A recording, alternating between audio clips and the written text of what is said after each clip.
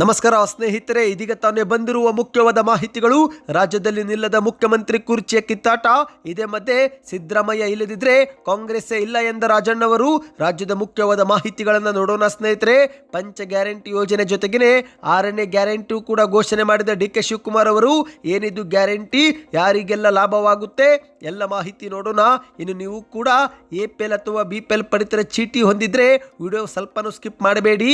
ಇನ್ನು ಮುಂದೆ ರೇಷನ್ ಪಡೆಯಲು QR ಕೋಡ್ ಸ್ಕ್ಯಾನ್ ಮಾಡುವುದು ಕಡ್ಡಾಯ. ಸರ್ಕಾರದಿಂದ ಹೊಸ ಆದೇಶ. ಮುಖ್ಯಮಂತ್ರಿ ಸಿದ್ದರಾಮಯ್ಯರ ಸಭೆ. ಎಲ್ಲ ಮಾಹಿತಿ ನೋಡೋಣ. ರಾಜ್ಯದಲ್ಲಿ ವೇತನವನ್ನು ಹೆಚ್ಚಳ ಮಾಡುವಂತೆ ಅಂಗನವಾಡಿಯರು, ಆಶಾ ಕಾರ್ಯಕರ್ತೆಯರು, ಬಿಸಿಯೂಟ ನೌಕರರು ಅನಿರ್ದಿಷ್ಟಾವಧಿ ಧರಣಿ ಆರಂಭ ಮಾಡಿದ್ದು.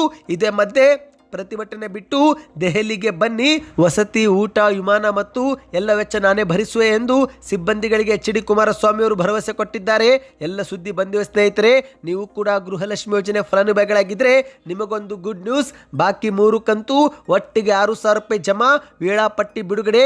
ಸಚಿವ ಲಕ್ಷ್ಮಿ ಹೆಬ್ಬಾಳ್ಕರ್ ಅವರ ಹೇಳಿಕೆ. ಎಲ್ಲ ಮಾಹಿತಿ ನೋಡೋಕ್ಕಿಂತ ಮೊದಲು ದಯವಿಟ್ಟು ಸ್ನೇಹಿತರೆ, ನೀವು ನಮ್ಮ ಚಾನಲ್ಗೆ ಮೊದಲು ಬಾರಿ ಭೇಟಿ ಕೊಡುತ್ತಿದ್ರೆ ಕೆಳಗೆ ಕಾಣುವ ಸಬ್ಸ್ಕ್ರೈಬ್ ಬಟನ್ ಕ್ಲಿಕ್ ಮಾಡಿ. ಈ ಒಂದು ವಿಡಿಯೋ ಬಹಳ ಮುಖ್ಯವಾಗಲಿದೆ, ಹಾಗಾಗಿ ವಿಡಿಯೋನ ಸ್ಕಿಪ್ ಮಾಡಬೇಡಿ. ಈ ಒಂದು ವಿಡಿಯೋಗೆ ಲೈಕ್ ಮಾಡಿ, ವಿಡಿಯೋ ಪೂರ್ತಿಯಾಗಿ ನೋಡಿ. ಯಾವ ಊರಿನಿಂದ ವಿಡಿಯೋ ನೋಡ್ತಾ ಇದ್ದೀರಾ ನೀವು ಕಮೆಂಟ್ ಕೂಡ ಮಾಡಿ ಸ್ನೇಹಿತರೆ. ನಿಮ್ಮ ಕಮೆಂಟ್ ಅನ್ನು ನಾವು ಓದುತ್ತೇವೆ. ಬನ್ನಿ ಸ್ನೇಹಿತರೆ, ಎಲ್ಲ ಮುಖ್ಯವಾದ ಮಾಹಿತಿಗಳನ್ನು ಡೀಟೇಲ್ ಆಗಿ ನೋಡೋಣ.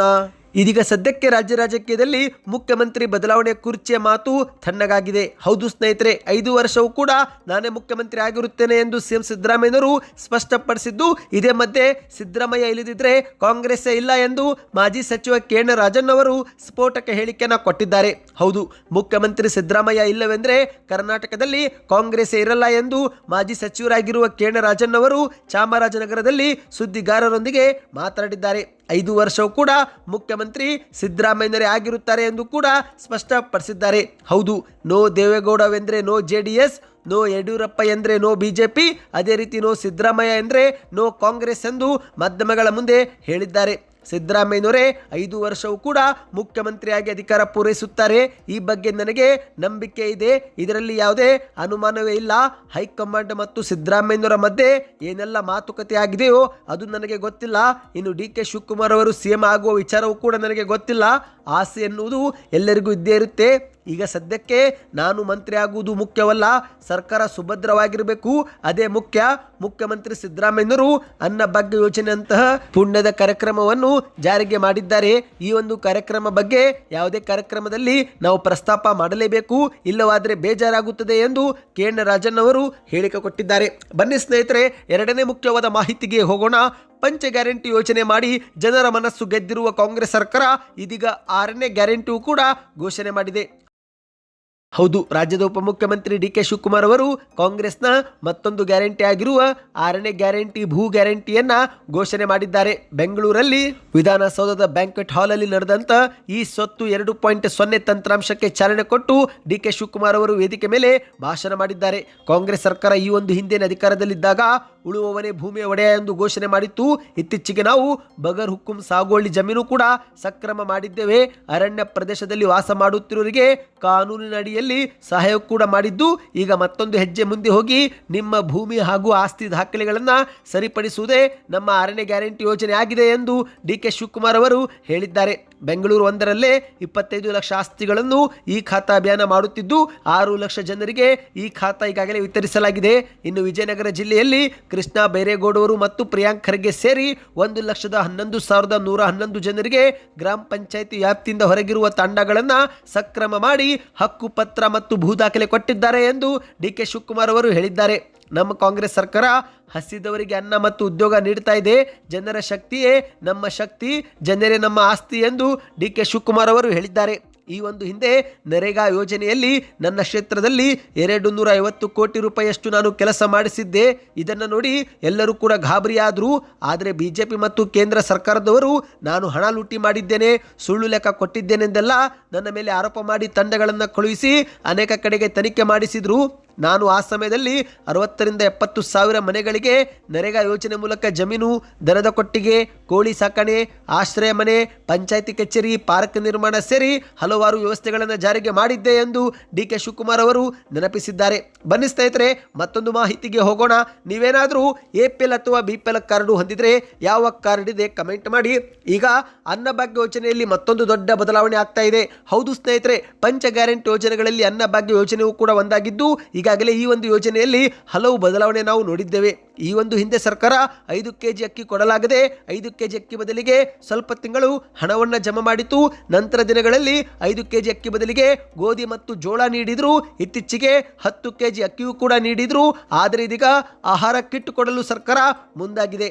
ಹೌದು, ಅನ್ನಭಾಗ್ಯ ಯೋಜನೆಯಲ್ಲಿ ನೀಡಲಾಗುತ್ತಿದ್ದ ಹೆಚ್ಚುವರಿ 5 kg ಅಕ್ಕಿ ಬದಲಿಗೆ ಇನ್ನು ಮುಂದೆ ಫೆಬ್ರವರಿ 2026ರಿಂದ ಪೌಷ್ಟಿಕಾಂಶಯುಕ್ತ ಇಂದಿರಾ ಆಹಾರ ಕಿಟ್ ವಿತರಿಸಲು ರಾಜ್ಯ ಸರ್ಕಾರ ನಿರ್ಧಾರ ಮಾಡಿದ್ದು, ಈ ಒಂದು ಪಡಿತರ ಚೀಟಿದಾರರಿಗೆ ಕಿಟ್ ಅನ್ನು ತಲುಪಿಸಲು ನ್ಯಾಯಬೆಲೆ ಅಂಗಡಿಗಳಲ್ಲಿ QR ಕೋಡ್ ಸ್ಕ್ಯಾನಿಂಗ್ ವ್ಯವಸ್ಥೆಯು ಕೂಡ ಕಡ್ಡಾಯ ಮಾಡಿದೆ. ಹೌದು ಸ್ನೇಹಿತರೆ, ಫೆಬ್ರವರಿಯಿಂದಲೇ QR ಕೋಡ್ ಸ್ಕ್ಯಾನಿಂಗ್ ರಾಜ್ಯಾದ್ಯಂತ ಕಡ್ಡಾಯವಾಗಲಿದೆ. ಮುಖ್ಯಮಂತ್ರಿ ಸಿದ್ದರಾಮಯ್ಯನವರು ಕಾವೇರಿ ನಿವಾಸದಲ್ಲಿ ಆಹಾರ ಸಚಿವ KH ಮುನಿಯಪ್ಪನವರು ಮತ್ತು ಇತರೆ ಅಧಿಕಾರಿಗಳೊಂದಿಗೆ ಸಭೆ ಮಾಡಿ ಈ ಒಂದು ಹೊಸ ನಿರ್ಧಾರವನ್ನು ಪ್ರಕಟಿಸಿದ್ದಾರೆ. ಪಡಿತರ ವಿತರಣೆಯಲ್ಲಿ ಸೋರಿಕೆ ತಡೆಗಟ್ಟಲು, ಕಳ್ಳ ಸಾಗಾಣಿಕೆ ತಡೆಗಟ್ಟಲು ಮತ್ತು ಪಾರದರ್ಶಕತೆ ಕಾಯ್ದುಕೊಳ್ಳಲು ತಂತ್ರಜ್ಞಾನದ ಮೊರೆ ಹೋಗುತ್ತಿದ್ದೇವೆ ಎಂದು ಮುಖ್ಯಮಂತ್ರಿ ಸಿದ್ದರಾಮಯ್ಯನವರು ಹೇಳಿಕೆಯನ್ನು ಕೊಟ್ಟಿದ್ದಾರೆ. ಹೌದು, ಅನ್ನಭಾಗ್ಯ ಯೋಜನೆ ಅತ್ಯಂತ ಮುಖ್ಯವಾದ ಯೋಜನೆಯಾಗಿದೆ. ಈ ಒಂದು ಯೋಜನೆಯಲ್ಲಿ ತಂತ್ರಜ್ಞಾನದ ಅಳವಡಿಕೆ ಮಾಡಿಕೊಳ್ಳುತ್ತಿದ್ದೇವೆ. ರಾಜ್ಯದ ಎಲ್ಲ ನ್ಯಾಯಬೆಲೆ ಅಂಗಡಿಗಳಲ್ಲಿ ಇಂದಿರಾ ಕಿಟ್ ವಿತರಣೆಗೆ QR ಕೋಡ್ ಸ್ಕ್ಯಾನ್ ಮಾಡುವ ತಂತ್ರಾಂಶವನ್ನು ಪ್ರತಿಯೊಬ್ಬರು ಅಳವಡಿಸಿಕೊಳ್ಳಬೇಕು ಎಂದು ಅಧಿಕಾರಿಗಳಿಗೆ CM ಅವರು ಕಟ್ಟುನಿಟ್ಟಿನ ಆದೇಶ ನೀಡಿದ್ದಾರೆ. ಪಡಿತರ ಚೀಟಿದಾರರು ತಮ್ಮ ಕಾರ್ಡನ್ನು ಸ್ಕ್ಯಾನ್ ಮಾಡಿದ ಬಳಿಕವಷ್ಟೇ ಆಹಾರ ಕಿಟ್ ಕೊಡಬೇಕು. ಇದರಿಂದ ನಕಲಿ ಫಲಾನುಭವಿಗಳಿಗೆ ಕಡಿವಾಣ ಬೀಳುತ್ತೆ ಎಂದು ಮುಖ್ಯಮಂತ್ರಿಯವರು ಹೇಳಿದ್ದಾರೆ. ಅಂದ ಹಾಗೆ ಸ್ನೇಹಿತರೆ, 1 kg ತೊಗರಿಬೇಳೆ, 1 ಲೀಟರ್ ಸೂರ್ಯಕಾಂತಿ ಎಣ್ಣೆ, 1 kg ಉಪ್ಪು ಮತ್ತು 1 kg ಸಕ್ಕರೆಯನ್ನು ಮುಂದೆ ಕೊಡಲಿದ್ದಾರೆ ಎಂದು ಹೇಳಲಾಗಿದೆ. ಬನ್ನಿ ಮತ್ತೊಂದು ಮುಖ್ಯವಾದ ಮಾಹಿತಿಗೂ ಹೋಗೋಣ. ಇದೀಗ ರಾಜ್ಯದಲ್ಲಿ ವೇತನವನ್ನು ಹೆಚ್ಚಳ ಮಾಡುವಂತೆ ಆಗ್ರಹಿಸಿ ಅಂಗನವಾಡಿಯರು, ಆಶಾ ಕಾರ್ಯಕರ್ತೆಯರು ಮತ್ತು ಬಿಸಿಯೂಟ ನೌಕರರು ಧರಣಿ ಕರೆದಿದ್ದಾರೆ. ಹೌದು, ಇದೇ ಮಧ್ಯೆ ಮಾಧ್ಯಮಗಳ ಮುಂದೆ ಹಿರಿಯ ಅಂಗನವಾಡಿ ಕಾರ್ಯಕರ್ತೆಯೊಬ್ಬರು ಮಾತನಾಡಿದ್ದು, ನಾನು 34 ವರ್ಷದಿಂದ ಅಂಗನವಾಡಿ ಕಾರ್ಯಕರ್ತೆಯಾಗಿ ಕೆಲಸ ಮಾಡುತ್ತಿದ್ದೇನೆ. ನಮ್ಮ ಅಂಗನವಾಡಿಯಲ್ಲಿ ಕಲಿತಂತ ಎಷ್ಟೋ ಮಕ್ಕಳು ಇಂದು ಶಿಕ್ಷಣ ಪಡೆದು ತಮ್ಮ ಬದುಕು ಕಟ್ಟಿಕೊಂಡಿದ್ದಾರೆ. ಆದರೆ ನಾವು ಮಾತ್ರ ತಿಂಗಳಿಗೆ 12,000 ರೂಪಾಯಿ ಹಣ ಪಡೆಯಲು ಕೂಡ ಕಷ್ಟ ಪಡೆಯುತ್ತಿದ್ದೇವೆ. ಮತ್ತೊಂದೆಡೆಯಲ್ಲಿ ಬೆಳೆಗಳು ಕೂಡ ಹೆಚ್ಚಾಗಿ, ಖರ್ಚು ಹೆಚ್ಚಾಗಿದೆ.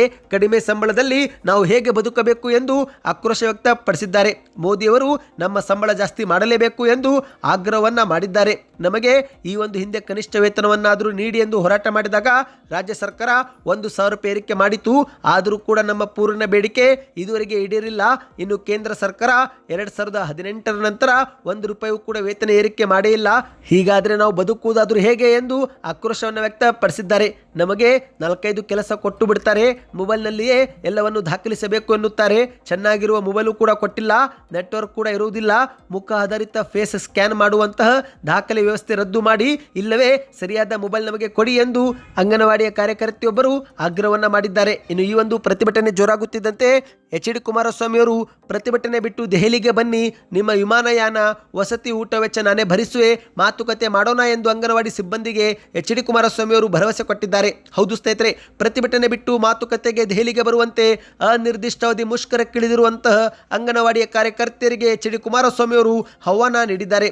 ನಿಮ್ಮ ಸಂಘದ ಪ್ರತಿನಿಧಿಗಳಲ್ಲಿ ಯಾರಾದರೂ 10 ಜನ ಪ್ರಮುಖರು ದೆಹಲಿಗೆ ಬನ್ನಿ, ನಾನೇ ಸಂಬಂಧಪಟ್ಟ ಸಚಿವರು, ಅಧಿಕಾರಿಗಳ ಜೊತೆಗೆ ಸಭೆ ಏರ್ಪಾಡು ಮಾಡಿಸುತ್ತೇನೆ.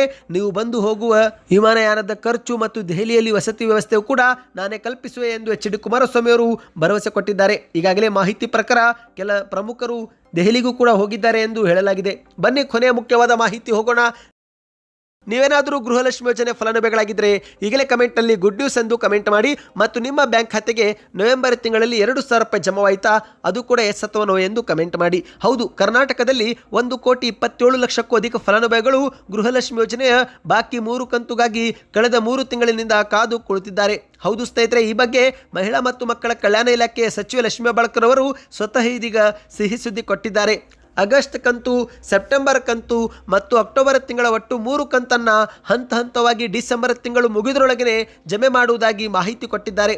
ಸರ್ಕಾರದ ವಲಯದಿಂದ ಬಂದ ಮಾಹಿತಿ ಪ್ರಕಾರ ಹಣಕಾಸು ಇಲಾಖೆ ಅನುದಾನ ಸಮಸ್ಯೆ ಈಗ ಬಗೆಹರಿದಿದ್ದು ಡಿಸೆಂಬರ್ ತಿಂಗಳಲ್ಲಿ ಹಂತವಾಗಿ ಹಣ ಜಮಾ ಆಗುತ್ತೆ ಎಂದು ಹೇಳಲಾಗಿದೆ. ಹೌದು, ಆಗಸ್ಟ್ ತಿಂಗಳ ಕಂತು ಡಿಸೆಂಬರ್ ತಿಂಗಳ ಮೊದಲು ಅಥವಾ 2ನೇ ವಾರದ ಒಳಗೆ ಜಮೆ ಆಗುತ್ತೆ. ಸೆಪ್ಟೆಂಬರ್ ತಿಂಗಳ ಕಂತು ಈಗಾಗಲೇ ಜಮೆ ಮಾಡುವ ಪ್ರಕ್ರಿಯೆಗೆ ಚಾಲನೆ ಕೊಡಲಾಗಿದೆ.